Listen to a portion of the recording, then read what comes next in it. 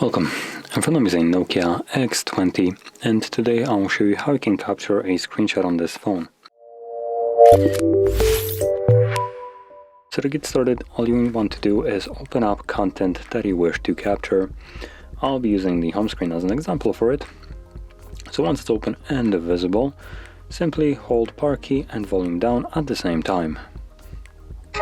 As you can see, this will give you the screenshot right here, and after a couple of seconds it disappears. Now right here we do have also two options, share or edit, so you can choose them if you want to.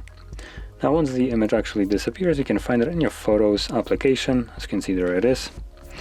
Once you have more photos, apart from just one, it also creates albums, I believe, at the bottom, or categories, where you can go to albums, and in albums you will have a screenshots album, and obviously in there you'll find all the screenshots that I have captured over the time.